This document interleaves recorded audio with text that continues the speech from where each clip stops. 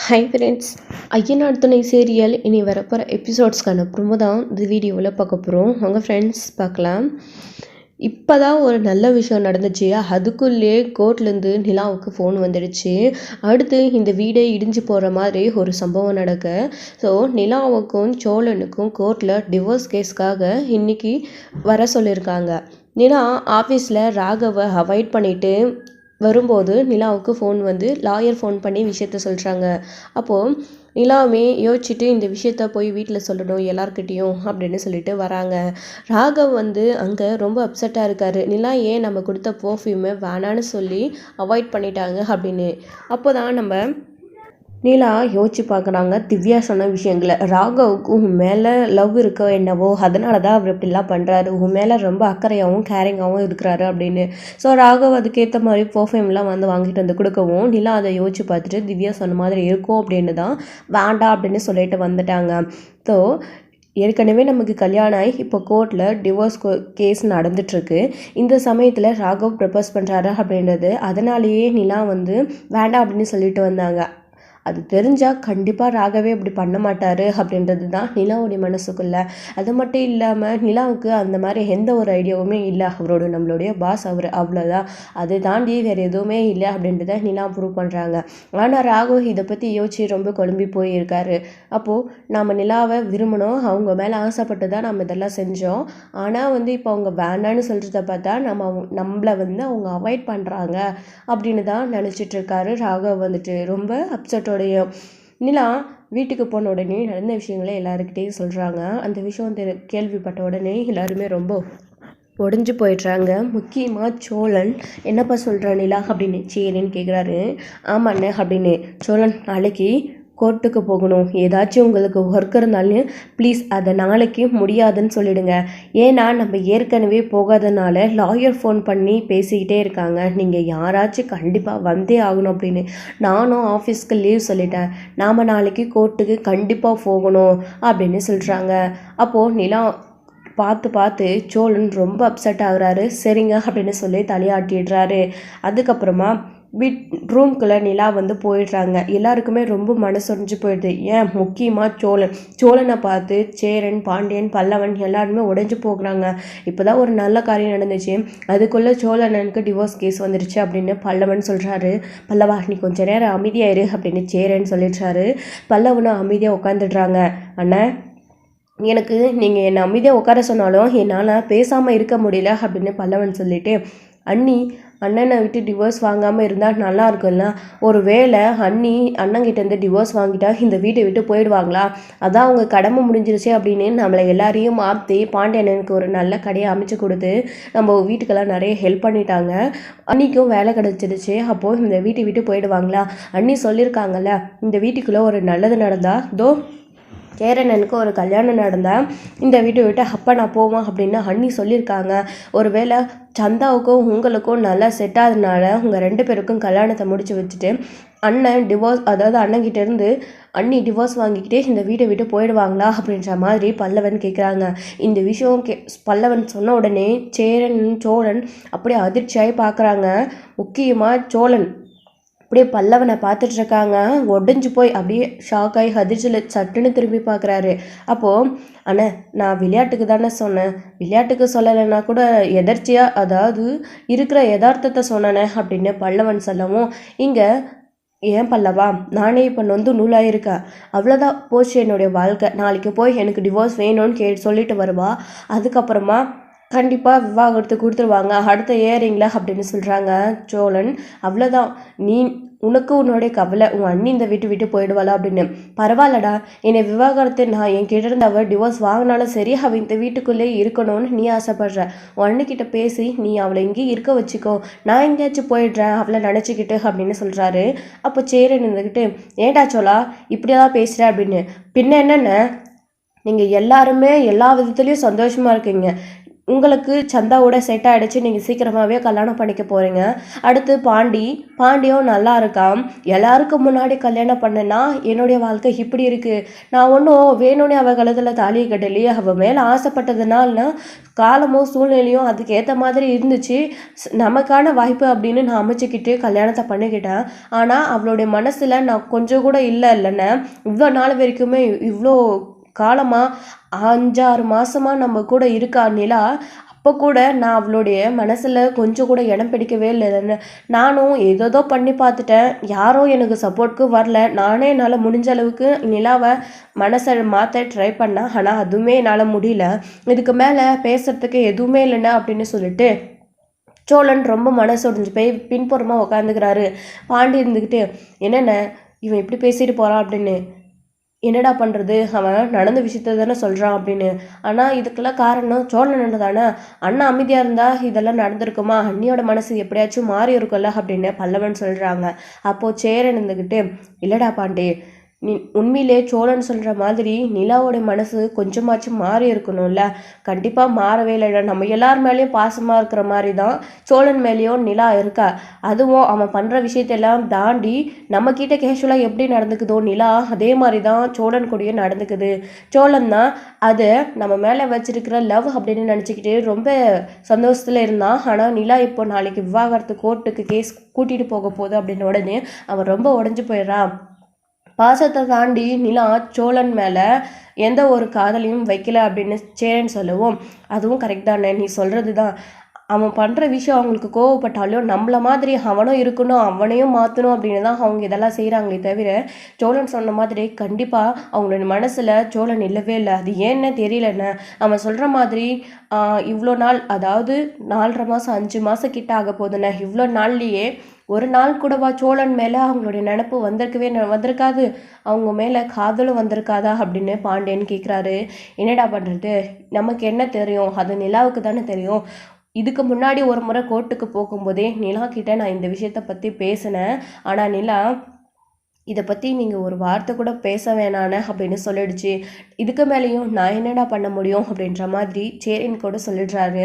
அப்போது அவன் ரொம்ப வருத்தப்பட்டு உட்காந்துருக்கானே, அவனை இப்படி பார்க்கவே ரொம்ப கஷ்டமாக இருக்குது. அவன் என்ன தான் பண்ணாலையும் அவனும் என்னுடைய அண்ணனை எப்படி என்னால் பார்த்துக்கிட்டு அமைதியாக இருக்க முடியும். அவனுக்கு அந்த பக்குவம் வரலை. நாமளும் சொல்லி பார்த்தோம். ஆனால் ஒரு சில நேரங்களில் பக்குவமாக தான் நடந்துக்கிறான். அவங்களோட விஷயம்னு வரும்போது மட்டும் இந்த மாதிரிலாம் நடந்துக்கிறான் அப்படின்னு சொல்லவும், அதெல்லாம் நிலாவுடைய மனசை மாற்றுறதுக்காக இவன் செஞ்சதுடா. ஆனால் அவன் செஞ்சது தப்பு தான், இல்லைன்னு சொல்லலை. ஆனால் நிலாவுக்காக அவன் இதெல்லாம் கூட செய்ய துணிஞ்சிட்டான். ஆனால் முன்னதை விட அவன் இப்போ இருக்கிறதுக்கு எவ்வளவோ பரவாயில்லையே, முதல்லலாம் அவன் எப்படி இருந்தான் அப்படின்னு சொல்லிட்டு சேரன் சொல்கிறாரு. ஆமாண்ணே அப்படின்னு சொல்லிட்டு, சரி நான் அவங்ககிட்ட போய் பார்த்து பேசிட்டு வரேன், நீங்கள் படுத்து தூங்குங்க அப்படின்னு சொல்கிறாரு சேரன். அதுக்கப்புறமா தான் சோழன் கிட்ட போய் சேரன் பேச போகிறாரு. அங்கே போய் பார்த்தா சோழன் ரொம்ப மனசு விட்டு வருத்தப்பட்டு அழுதுட்டுருக்காரு. என்ன சொல்கிறதுனே தெரியல சேரனுக்கு. சோழா அழுவுறியாடா அப்படின்னு சொல்லிட்டு, இங்கே பாருடா அழுகாதா அப்படின்னு சொல்லி சமாதானப்படுத்த பார்க்குறாரு. அப்போது போன நீ கூட எனக்காக கொஞ்சம் கூட யோசிக்கல, உனக்கு உன் தங்கச்சியாக அவள் இந்த வீட்டில் இருந்தால் போதும், பல்லவனுக்கு அந்நியாக இருந்தால் போதும்னு மட்டும் நினைக்கிறீங்களே தவிர எனக்கு மனைவியே நிலா இந்த வீட்டில் இருக்கணும்னு நீங்கள் யாருமே யோசிக்கல, எனக்காக அவகிட்ட நீங்கள் யாருமே பேசலை அப்படின்னலாம் தான் ரொம்ப வருத்தப்பட்டு அழுகிறாரு. அப்போது இங்கே பாருடா சோழா, உனக்கு யார் இதெல்லாம் சொன்னா, நாங்கள் நிலா கிட்ட உனக்காக பேசல அப்படின்னு. டேய் நானும் நிலா கிட்ட பேசி பார்த்துட்டேன்டா. ஏன் அப்பா கூட நிலா கிட்ட பேசி பார்த்துட்டாரு. ஆனால் நிலாவுக்கு மேலே அந்த மாதிரி இன்னும் வரவே இல்லைடா. நாங்கள் என்னடா பண்ண முடியும், நீயும் அதுக்கேற்ற மாதிரியெல்லாம் நடந்துக்கிற, நீ நிலாவை மாற்ற தான் அந்த மாதிரிலாம் நடந்துக்கிறன்றது புரியுதுடா. ஆனால் இப்படி நடந்ததுக்கு நாங்கள் என்ன பண்ண முடியும், விடுடா, அதுக்காக நீ அழுதுட்டு இருக்கியா, கவலைப்படாதடா அப்படின்னு. என்னென்ன கவலைப்படாமல் இருக்க சொல்கிறேன், அவ்வளோதான், நாளைக்கு கோர்ட்டுக்கு போகணும், திரும்பவும் போகும்போது நிலா என்கிட்டேருந்து விவாகரத்தோடு வாங்கிட்டு நிற்பா, அதுக்கப்புறம் நான் என்னென்ன பண்ண முடியும் அப்படின்னு. டேய் நிலா இந்த வீட்டில் உனக்கு மனைவியாக இருக்கணும்னு தானே நாங்களும் ஆசைப்படுறோம், நிலா இந்த வீட்டை விட்டு போகணுன்னாலாம் நாங்கள் நினைக்கவே இல்லை அப்படின்னு. அண்ணே அவங்க இந்த வீட்டை விட்டு போகலைன்னா கூட விவாகரத்தை வாங்கிட்டு இங்கே இருப்பாங்கண்ணே, எனக்கு மனைவியாக இல்லை உன்னோடைய தங்கச்சியா அப்படின்னு சொல்லவும் சேரனுக்கே என்ன பண்ணுறதுன்னே தெரியல. சோழா அழுகாதடா அப்படின்னு. போனேன் நீ என்கிட்ட பேசாத அப்படின்னு. அதுக்கப்புறம் டே அழுவாதடா அப்படின்னு சமாதானப்படுத்திக்கிட்டே இருக்கவும் சோழனால் அழுகையை கண்ட்ரோல் பண்ணவே முடியல. எப்படியெல்லாம் குறும்புத்தனம் பண்ணுறவன், பொண்ணுங்கக்கிட்ட பேசுகிறவன், திமிருத்தனமாக பொறுக்கித்தனமாக நடந்துக்கிறவன், இப்படி கண்ணீர் விட்டு மனசை விட்டு அழுகிறான் அப்படின்ன உடனே சேரனுக்கு என்ன பண்ணுறதுன்னு தெரியல. அவளோட மடியில் சாஞ்சிக்கிட்டு, அண்ணா என்னால் இதுக்கு மேலே முடியலண்ணே, நீ தான் ஏதாச்சும் பண்ணணும், இல்லை நான் டைரெக்டாக நானே போய் நிலாக்கிட்ட பேசவா, நீங்கள் எல்லாரும் எனக்காக பேசுங்கண்ணா அப்படின்னு சொல்லிட்டு சோழன் அழுதுகிட்டே இருக்காரு. அப்படியே கட்டி பிடிச்சி நான் அவளுடைய மனசை மாற்ற எவ்வளவோ ட்ரை பண்ணேன், ஆனால் என்னால் முடியல, இதுக்கு மேலே நான் என்ன பண்ணுறதுன்னு அப்படின்னு சொல்கிறாங்க. நீங்களும் நிலா கிட்ட பேசி பார்த்துட்டீங்க, அதுக்கும் நிலா மசியலை, இதுக்கு மேலே நான் நிலா கிட்ட எதுவுமே கேட்க போகிறது கிடையாது, நீங்களும் எதுக்காக எதுவுமே இனி பேசாதீங்கண்ணா அப்படின்னு திரும்பவும் சொல்லிடுறாரு சோழன். அப்படியெல்லாம் இல்லைடா, நீ முதல்ல சொன்ன மாதிரி நான் நிலா கிட்ட பேசுகிறேன் அப்படின்னு சொல்கிறாரு. பேசினா மட்டும் என்னென்ன மனசு மாறிடுவா போகுது, அவளுடைய மனசுக்குள்ளே நான் இருந்தால் இந்த கோர்ட்டுக்கு போகணும், விவாகரத்து கேஸ் வர்றதுன்னே முதல்ல அவள் சொல்லியிருக்க மாட்டாலே, இல்லாததுனால தான் நான் நாளைக்கு கோர்ட்டு போகணும், எந்த வேலை இருந்தாலும் போகாதீங்க அப்படின்னு சொல்கிறாளே, அப்படின்னா அவளுடைய மனசில் நான் இல்லை அப்படின்னு சொல்லிட்டு ரொம்பவே வருத்தப்பட்டு அழுகிறாங்க சோழன். நிலா அப்போ கிச்சனுக்கு தண்ணி எடுக்கலாம் அப்படின்னு சொல்லிட்டு வராங்க. ஸோ ஆக்சுவலி இவங்க ஏற்கனவே ரூமில் பேசின விஷயத்தையும் நிலா கேட்டாங்க. இப்போது இங்கே சேரன் கிட்ட பேசுகிற இந்த விஷயத்தையும் நிலா கேட்குறாங்க. கேட்டாலே அவங்களோட மனசு ஒரு மாதிரியாக கஷ்டமாகுதே தவிர, இதை தவிர நமக்கு வேறு வழி இல்லை, இப்போ நம்ம தடுமாறணும் அப்படின்னா நம்மளோட லைஃபே வேறு மாதிரி மாறிடும் அப்படின்னு நிலா யோசிக்கிறாங்க. ஸோ இதில் இன்னொரு மைண்ட் செட் இருக்குது. அதாவது நிலா இப்போ சோழனை விவாகரத்து வாங்கிட்டு ஏற்கனவே விவாகரத்து நோட்டீஸ் வந்திருக்கு அப்படின்ற விஷயம் சோழன் ஃபோன் பண்ணி அவங்களோட அம்மாவுக்கு தெரியும். அப்படி அந்த விஷயம் தெரிஞ்ச உடனே அவங்க எந்த அளவுக்கு கோவப்பட்டாங்க, அப்படி விவாகரத்து வாங்கினாலும் திரும்பவும் அந்த பேரோட அந்த வீட்டுக்குள்ளேயும் அந்த ஊர்லேயும் திருவண்ணாமலையிலையும் நிற்கக்கூடாது அப்படின்னு அவங்க சொல்லிட்டு போனாங்க. நிலா அந்த மைண்ட் செட்டில் யோசிச்சு பார்க்குறாங்க. அப்போது நம்ம விவாகரத்து வாங்கினாலையும் விவாகரத்து வாங்கிக்கிட்டு இங்கே தான் இருக்கணும், அப்படி இங்கே இருந்தாலையும் சோழன் இப்போ பேசுகிற மாதிரி அவரோட மனசு கஷ்டப்பட்டதே இருக்கும். ஏன் மற்றவங்க எல்லாரும் நாம் இங்கேருந்து போனால் கஷ்டப்படுவாங்க, ஸோ நம்ம என்ன பண்ணுறது அப்படின்னு தெரியாமல் யோசிக்கிறாங்க. நிலாவுமே கூட வீட்டுக்கும் போக முடியாது, இங்கேயும் இருக்க முடியாது அப்படின்னு பேசாமல் மனசை கல்லாக்கிக்கிட்டு எல்லாருக்கிட்டையும் எப்படியாச்சும் பேசி கன்வின்ஸ் பண்ணி வேறு வீடு பார்த்துட்டு போயிடணும் அப்படின்னு. அப்படி நிலா அங்கே போனாங்க அப்படின்னா தன்னந்தனியாக எல்லாரையும் மிஸ் பண்ணி எவ்வளோ வருத்தப்படுவாங்க அப்படின்றது அவங்களுக்கு அப்போ தான், அதாவது ஹாஸ்டலுக்கு ஏற்கனவே ஒரு 2 நாள் போயிருந்தப்போவே அவங்களுக்கு அந்த விஷயம் தெரியும். அப்படி இருந்தோம் என்ன முடிவெடுக்கிறதுன்னு தெரியாமல் பயங்கர கன்ஃபியூஷனில் இருக்காங்க. அந்த கன்ஃபியூஷன்லேயே இருந்தால் கூட நாளைக்கு கோர்ட்டுக்கு போகணும் அப்படின்ற மைண்ட் செட்டோடு தான் நிலா இருக்காங்க. அப்போது ரொம்ப நேரம் அழுதுகிட்டு சோழன் தூங்காமல் இருந்துக்கிட்டு அங்கேயே மடியிலே படுத்து தூங்கிடுறாரு. சோழனை மல்ல கூட்டிகிட்டு வந்து சேரன் இங்கே படுக்க வைக்கிறாரு. அப்போது மறுநாள் காலையில் எல்லாரும் எழுந்திரிச்சு ஃப்ரெஷ்ஷப் ஆகிட்டு ரெடி ஆனால் கூட சோழன் எந்திருக்கிறதே கிடையாது. ஸோ ரொம்ப அவருக்கு ஹெவி ஃபீவர் ஆகிடுது. நிலாவை நினச்சி நைட் ஃபுல்லாக அழுகுதுட்டே இருக்கவும் யாருமே முதல்ல அவரை கண்டுக்காமல் அவர் பாட்டுக்கு விட்டுடுறாங்க. கடைசியில் எல்லாரும் காஃபி குடிச்சிட்டு உட்காந்துட்டு இருக்கும்போது தான் நோட் பண்ணுறாங்க. அப்போது என்னென்ன இவன் இன்னும் எந்திரிக்கவே இல்லையா அப்படின்னு. இல்லைடா, நைட் ரொம்ப லேட் ஆகிடுச்சு தூங்குறதுக்கு, வருத்தப்பட்டுக்கிட்டே இருந்தான், இன்னும் எந்திரிக்கலை அப்படின்னு சொல்லவும் என்னென்ன பண்ணுறது, சரி எழுப்பி விடுன, என்ன நடக்கணும்னு இருக்கோ அதானே நடக்கணும்னு இருக்குது, பேசாமல் அவங்கக்கிட்ட நம்ம பேசி பார்க்கலாம், இவனை முதல்ல எழுப்பி விடுன அப்படின்னு. அப்போது சேரன் சோழனை எழுப்பலாம் அப்படின்னு சொல்லிட்டு எழுப்பும்போது நிலாவும் கரெக்டாக உள்ளேருந்து வெளியில் வராங்க ரூம்லேருந்து. அப்போது எழுப்பிட்டே இருக்கவும் எந்திரிக்க வேலை இழுத்து போட்டு தூங்கிட்டே இருக்காங்க. என்னாச்சு இவருக்கு, ஏன் இன்னும் எந்திரிக்க வேலை அப்படின்னு பல்லவனை பார்த்து கேட்குறாங்க. தெரியல அண்ணி, அண்ணன் நைட்டெல்லாம் ரொம்ப ஃபீல் பண்ணுச்சு, ஆனால் இன்னும் எந்திரிக்கல அப்படின்னு சொல்லவும் எதுக்கு அப்படின்னு நான் கேட்டுக்கிட்டே இருக்கும்போது சேரன் இருந்துக்கிட்டு நடுவில் பேசிடுறாரு. ரொம்ப அவனுக்கு ஃபீவராக இருக்குது, உடம்பு நெருப்பாக கொதிக்கிடுடா அப்படின்னு. சோழா எந்திரிடா அப்படின்னு எழுப்புறாங்க. அப்போ தான் சோழன் எந்திரிச்சு உட்காடுறாரு. ரொம்ப ஃபீவராக இருக்குது, என்னென்ன ஆச்சு இவருக்கு அப்படின்னு. தெரியலப்பா அப்படின்னு சொல்லிட்டு ரொம்ப ஃபீவராக இருக்குது திடீர்னு அப்படின்னு சொல்லவும் முதல்ல ஏதாச்சும் டேப்லெட்டோ இல்லை ஹாஸ்பிட்டலுக்கு கூட்டிகிட்டு போகலாம் அப்படின்னு சொல்கிறாங்க நிலா. இல்லைண்ணா அதெல்லாம் வேண்டாம் அப்படின்னு சோழன்னு சொல்லிடுறாரு. அப்போது நிலா இருந்துக்கிட்டு ஏங்க ரொம்ப ஃபீவராக இருக்குது வேணான்னு சொல்கிறீங்க அப்படின்னு. இல்லைங்க வேண்டாம், இன்றைக்கி நீங்கள் கோர்ட்டுக்கு போகணும்னு சொன்னீங்கல்ல, நம்ம போயிட்டு வந்துடலாம், ஹாஸ்பிட்டலுக்கெல்லாம் போக வேணாம், ஏற்கனவே லேட் ஆகிடுச்சு அப்படின்னு சொல்கிறாங்க. ஏங்க உடம்பு சரியில்லாதப்போ எப்படி அப்படின்னு. பரவாயில்லைங்க, ஏற்கனவே போக முடியலன்னு நீங்கள் ரொம்ப ஃபீல் பண்ணீங்க, இந்த தடவையும் என்னால் அது கெட்டு போகக்கூடாதுல்ல, நம்ம போகலாம் அப்படின்னு சோழன் சொல்கிறாரு. ஸோ சோழன் ரொம்ப வருத்தப்பட்டுக்கிட்டு இதுக்கு மேலே நடக்கிறது என்னவோ பார்த்துக்கலாம் அப்படின்னு சொல்லிட்டு தான் போகலாம் அப்படின்னு சொல்கிறாரு. எல்லாருக்குமே ரொம்ப மனசு ஒழிஞ்சு போயிடுது. ஏன் நிலாவுக்கு கூட ஒரு மாதிரியாக இருக்குது. சரி நான் மட்டுமாச்சும் போயிட்டு வரேன், நீங்கள் வர வேண்டாம், ஹாஸ்பிட்டலுக்கு போங்க அப்படின்னு சொல்கிறாங்க. பரவாயில்ல நான் வரேன், நம்ம போகலாம் அப்படின்னு சொல்கிறாரு. அண்ணா எனக்கு சூடாக ஒரு டீயோ இல்லை காஃபியோ மட்டும் கொடுண்ணே அப்படின்னு. டே ரொம்ப ஃபீவர் அடிக்குதுடா, இரு நான் ப்ரெட் இருக்குது ப்ரெட்டையும் பாலும் கொண்டு வரேன், நீ அதை சாப்பிடு அப்படின்னு. அண்ணா பால்லாம் வேண்டாண்ணே அப்படின்னு. சரிடா காஃபியாச்சும் போட்டு வரேன் அதில் சாப்பிடு அப்படின்னு. சரிண்ணா அப்படின்னு உடனே அதை மட்டும்தான் சோழன் சாப்பிட்றாரு. அப்புறம் கிளம்பலாம் அப்படின்னு சொல்லிட்டு எந்திரிச்சு ரெடியாக நிற்கிறாரு, தலையெல்லாம் மாறிக்கிட்டு. உடம்பு சரியில்லாதப்போ கூட இப்படியெல்லாம் சோழன் ரெடி ஆகுது அப்படின்னு பல்லவன் சேரன் பாண்டியன் எல்லாரும் பார்த்துக்கிட்டே இருக்காங்க. அப்போது அண்ணி நீங்கள் கோர்ட்டுக்கு போயே ஆகணுமா அப்படின்னு பல்லவன் கேட்டுடுறாரு. ஆமாம் பல்லவா அப்படின்னு நிலா சொல்லிடுறாங்க. நான் உள்ளே போய் பேக்லாம் எடுத்துகிட்டு வந்துடுறேன் அப்படின்னு உள்ளே போகிறாங்க. என்னென்ன இவங்க இன்னும் அதே மைண்ட் செட்டில் தான் இருக்காங்க அப்படின்னு. டேய் ஒரே ராத்திரியில் எப்படிடா மாறிடும் அப்படின்னு சேரன்னு சொல்கிறாரு. அப்போது கிளம்புறதுக்காக வந்து ரெடியாக நிற்கும்போது நடேசன் வராரு. நடேசன் வந்து அதை பார்த்துட்டு என்னம்மா அப்படின்னு. ஒன்றும் இல்லை அங்கிள் கோர்ட்டுக்கு போகணும் அப்படின்னு. அது கேட்ட உடனே நடேசனுக்குமே ரொம்ப மனசு ஒழிஞ்சு போயிடுது. ஏம்மா நீ கொஞ்சம் யோசிக்கலாம்ல அப்படின்னு நடேசன் கேட்குறாரு.